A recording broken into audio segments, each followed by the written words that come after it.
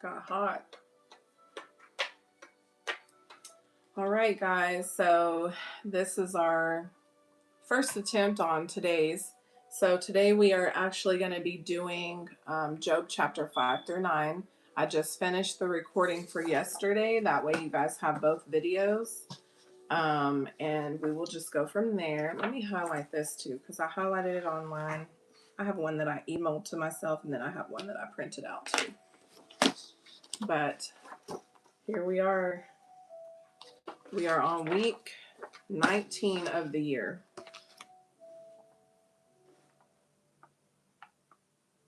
Week 19, guys. I can't believe it.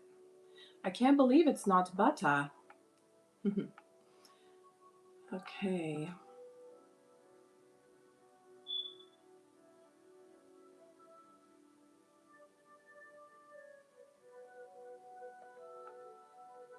I'm just getting up the notes for this one. All right. We are in full swing. All right. So Job chapter 5, we're going to start there, read till 9. And then after Job chapter 9, I'll give you guys the summary for the leadership summary, because this year God has me on leadership all year long. So every summary that I do for these chapters is going to be speaking to leadership and our role, And so I pray that you guys are blessed. So we'll go ahead and get started. All right. So now we're on Eliphaz. Job is chastened by God. This is where the fourfold reproach comes in. If Job were not reaping, God wouldn't hear his prayers. So let's go. Call out now. Is there anyone who will answer you? And to which of the holy ones will you turn? For wrath kills a foolish man, and envy slays a simple man. I have seen the foolishness taking root, but suddenly I cursed his dwelling place. His sons are far from safety. They are crushed in the gate, and there is no deliverer, because the hungry eat up his harvest, taking it even from the thorns, and a snare snatches their substance. For affliction does not come from the dust, nor does trouble spring up from the ground. Yet man is born to trouble, as the sparks fly upward. But as for me, I would seek God, and to God I would commit my cause, who does great things and unsearchable, marvelous things without number. He gives rain on the earth and sends waters on the fields. He sets on high those who are lowly, and those who mourn are lifted to safety. He frustrates the devices of the crafty, so that their hands cannot carry out their plans. He catches the wise in their own craftiness, and the counsel of the cunning comes quickly upon them. They meet with darkness in the daytime and grope at noontime as in the night. But he saves the needy from the sword, from the mouth of the mighty, and from their hand. So the poor have hope, and injustice shuts their mouth. Behold, happy is the man whom God corrects. Therefore do not despise the chastening of the Almighty, for he bruises, but he binds up. He wounds, but his hands make whole. He shall deliver you in 6 troubles. Yes, in 7, no evil shall touch you. In famine, he shall redeem you from death. In war, from the power of the sword.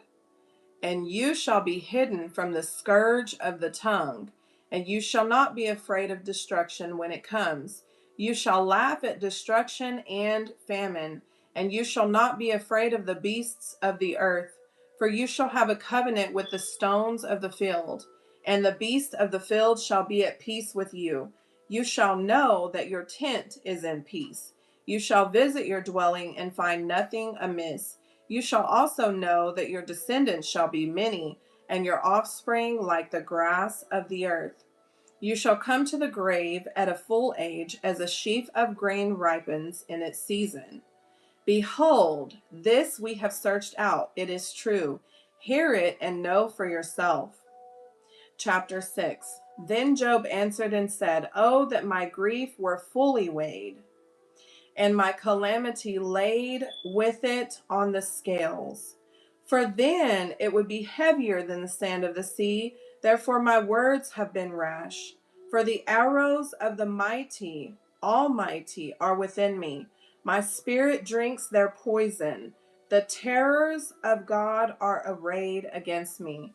Does the wild donkey bray when it has grass?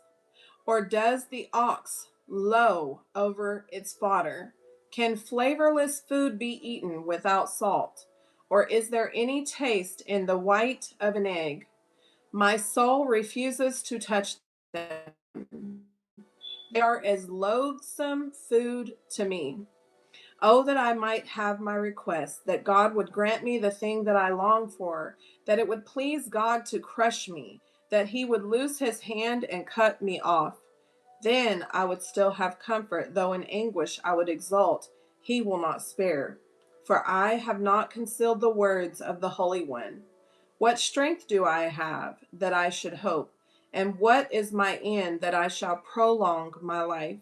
Is my strength the strength of stones, or is my flesh bronze? Or is my help not within me, and is success driven from me? To him who is afflicted, kindness should be shown by his friend. Even though he forsakes the fear of the Almighty, my brothers have dealt deceitfully like a brook, like the streams of the brooks that pass away, which are dark because of the ice, and into which the snow vanishes. When it is warm, they cease to flow, and when it is hot, they vanish from their place. The paths of their way turn aside, they go nowhere and perish. The caravans of Tema look, the travelers of Sheba hope for them. They are disappointed because they were confident. They come here, they come there and are refused. For now you are nothing. You see terror and are afraid.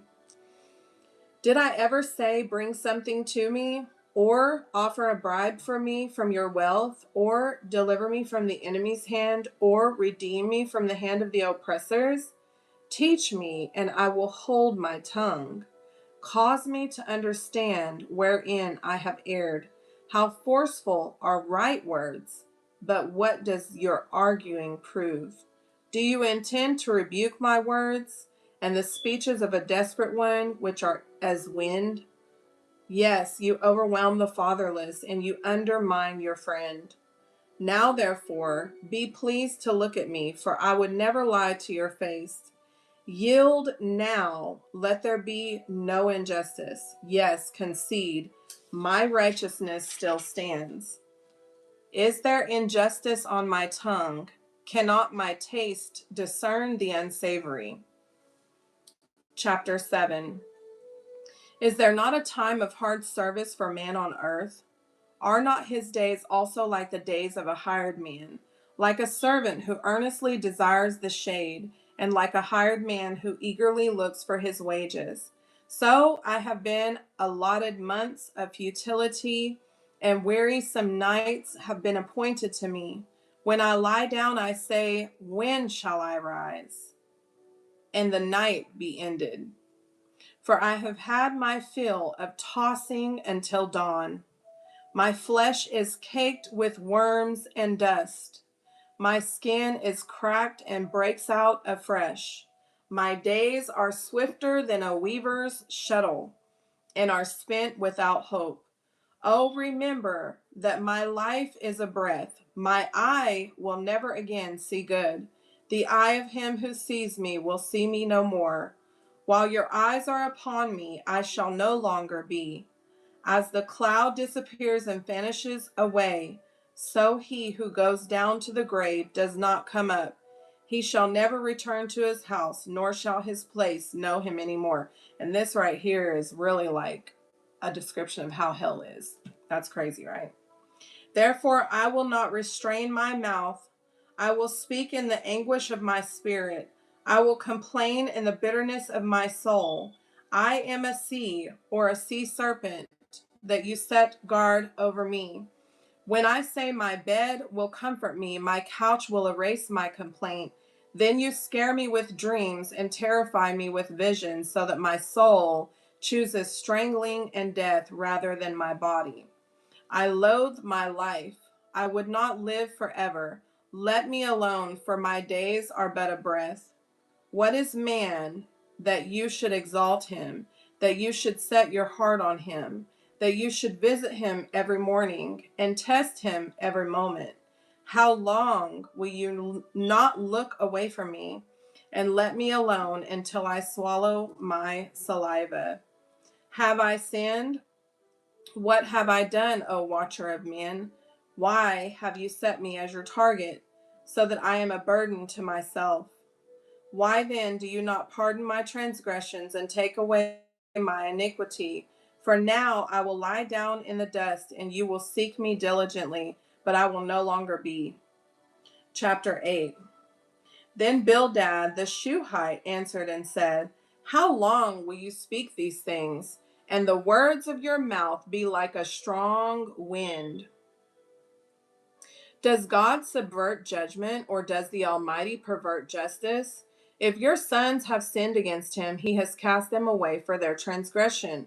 If you would earnestly seek God and make your supplication to the Almighty, if you were pure and upright, surely now he would awake for you. Excuse me.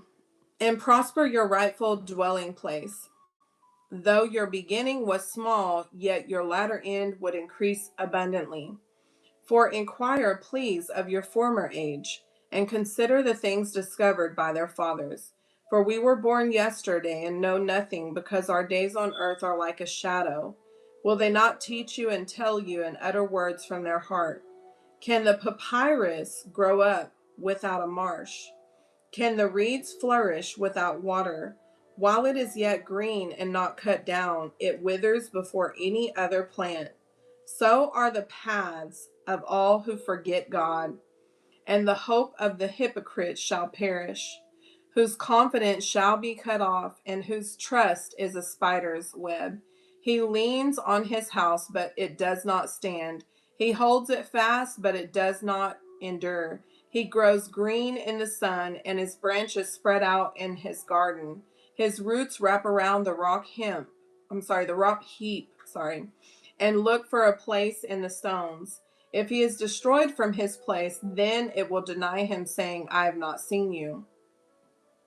Behold, this is the joy of his way, and out of the earth others will grow. Behold, God will not cast away the blameless, nor will he uphold the evildoers. He will yet fill your mouth with laughing and your lips with rejoicing. Those who hate you will be clothed with shame, and the dwelling place of the wicked will come to nothing. Some Bible versions may say not. Isn't it interesting how it says, those who hate you will be clothed with shame? For shame he has given us what? That's so powerful. Chapter 9, last chapter for today. Truly I know it is so, but how can a man be righteous before God? And if one wished to contend with him, he could not answer him one time out of 1,000. God is a wise in heart and mighty in strength. Who has hardened himself against him and prospered? Who has hardened himself against him and prospered? He removes the mountains, and they do not know. He overturns them in his anger. He shakes the earth out of its place, and its pillars tremble. He commands the sun, and it does not rise. He seals off the stars. He alone spreads out the heavens and treads on the waves of the sea. He made the Bear, Orion, and Pleiades, and the chambers of the south. He does great things past finding out, yet wonders without number. If he goes by me, I do not see him. If he moves past, I do not perceive him. If he takes away, who can hinder him? Who can say to him, what are you doing? God will not withdraw his anger. The allies of the proud he prostrates beneath him. the allies of the proud lie prostrate beneath him. How then can I answer him and choose my words to reason with him? For though I were righteous, I could not answer him. I would beg mercy of my judge. If I called and he answered me, I would not believe that he was listening to my voice.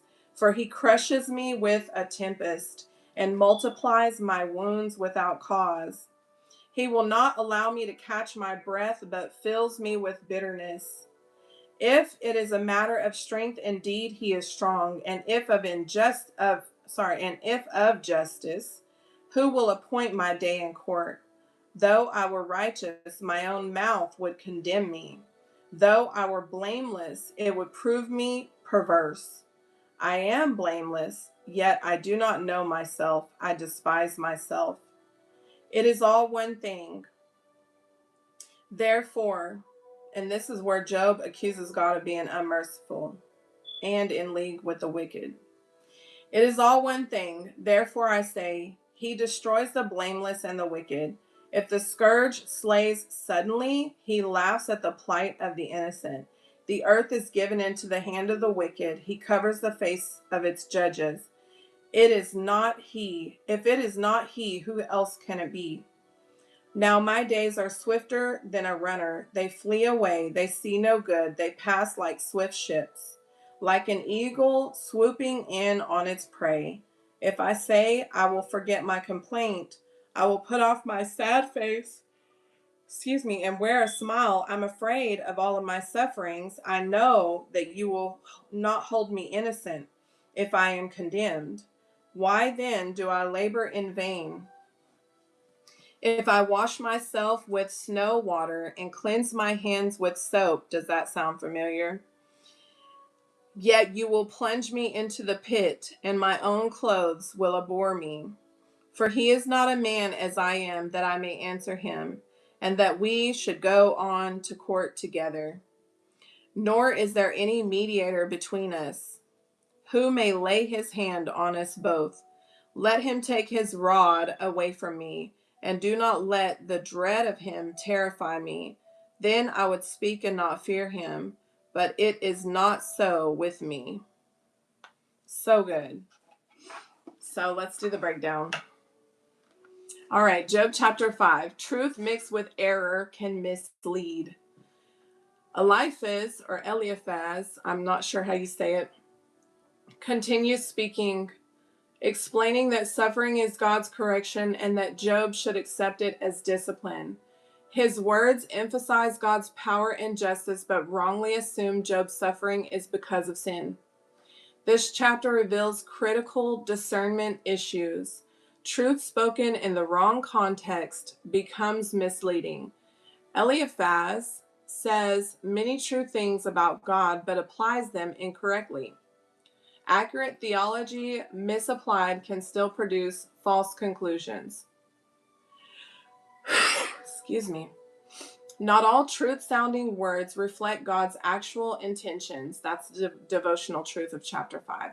The leadership truth is that leaders must discern not just truth, but timing and correct application. The leadership nuggets of this chapter is that partial truth can still lead to full misunderstanding. Wisdom requires context and not just knowledge. Speaking too soon can wound instead of heal. Encouragement must align with God's heart and not assumptions. Job chapter 6. Misunderstood pain seeks true compassion. Job responds by expressing the weight of his grief. He longs for understanding and not correction. He rebukes his friends for offering empty words instead of real support. This chapter reveals that suffering people may need empathy before explanations. Job is not rejecting God. He is struggling with overwhelming pain that others cannot see. God allows honest expression so that healing can begin without pretenses. The devotional truth of this chapter is that God sees pain even when others misunderstand it. The leadership truth is that leaders must prioritize compassion over correction. The extra leadership nuggets is that listening is often more powerful than speaking. Pain requires presence and not quick answers. That's a good one. Misjudged suffering deepens isolation. Compassion builds trust in difficult seasons.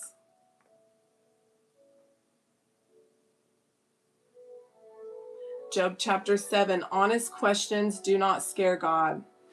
Job cries out directly to God, questioning his suffering, his purpose, and why he is under such intense pressure. He doesn't deny God, but he does not understand him.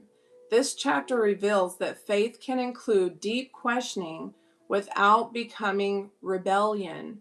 Job brings his confusion to God instead of walking away from him. God allows emotional honesty without labeling it as unbelief. The devotional truth of this chapter is that God invites our questions, even if they're hard questions. The leadership truth of this chapter is that leaders must be willing to bring their struggles to God honestly. And the leadership nuggets, the extra. Transparent prayer builds authentic faith. God values relationship more than perfect wording.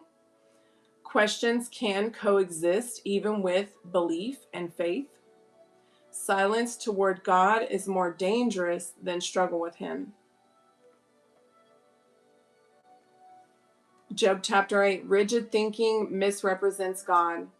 Bildad speaks next, insisting that God is just and therefore Job's suffering must be deserved. He encourages repentance but is still operating from flawed assumptions. The spirit of accusation and assumption, boy, I'll tell you, those spirits. This chapter reveals the danger of rigid, formula-based theology. Bildad assumes that suffering always equals punishment, but God's ways are deeper than human formulas. Simplistic theology cannot explain complex spiritual realities. The devotional truth of this chapter is that God's ways are higher than predictable patterns. The leadership truth of this chapter is that leaders must avoid oversimplifying people's situations. And the extra nuggets of this chapter for leaders is that not every problem has a simple explanation. God cannot be reduced to formulas. Assumptions can distort the truth. Wise leaders leave room for mystery.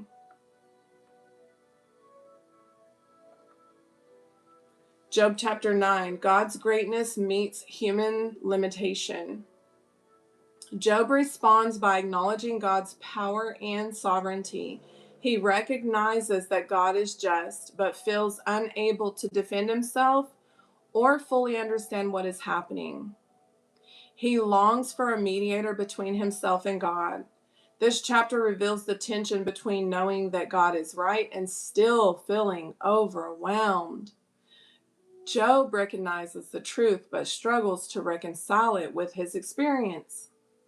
Human limitation cannot fully grasp divine purpose, but faith still reaches toward God. The devotional truth of this chapter is that God's greatness does not cancel our need for closeness with him. And the leadership truth of this chapter is that leaders must trust God even when understanding is incomplete. Yes, hey Herman, love you. Pray that everything's going well. The leadership nuggets of this chapter is that God's power can feel distant without relational connection. Faith continues even without full understanding.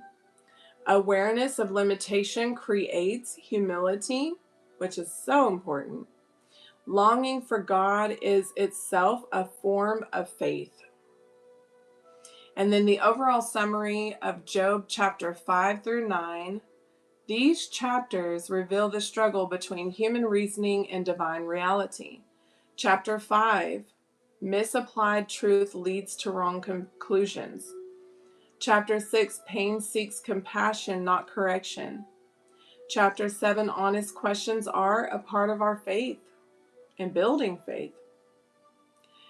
Chapter 8, rigid thinking misinterprets God.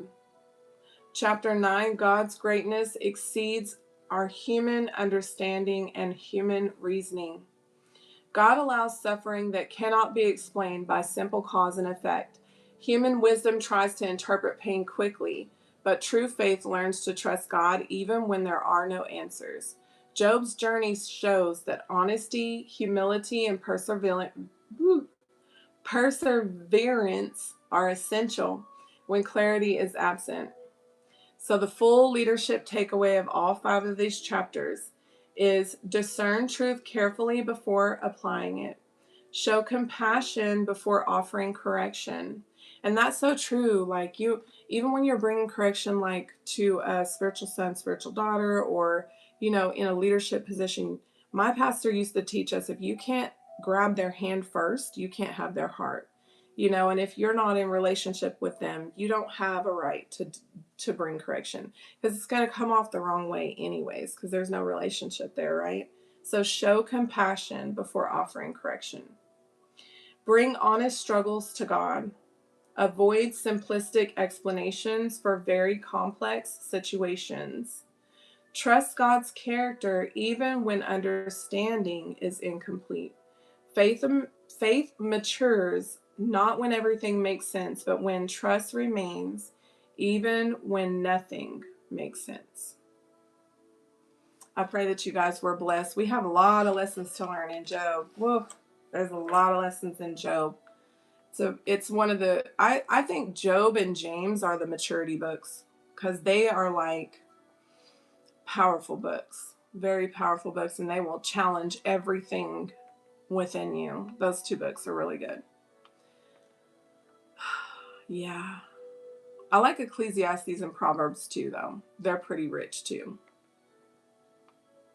But I pray that you guys were blessed. Tomorrow we'll pick up on Job chapter 10 through 14. And I will have these things ready as far as notes and everything early in the morning. So you can check in the morning. Usually it's like after 8. And then the ones that I made live today, I'll go back and put the notes right now. So just give it about 10-15 minutes and the notes should be in there. And that way you can copy and paste them into your notepad. I love you guys. I pray that you are blessed, and I hope that you have a good rest of your day. Amen.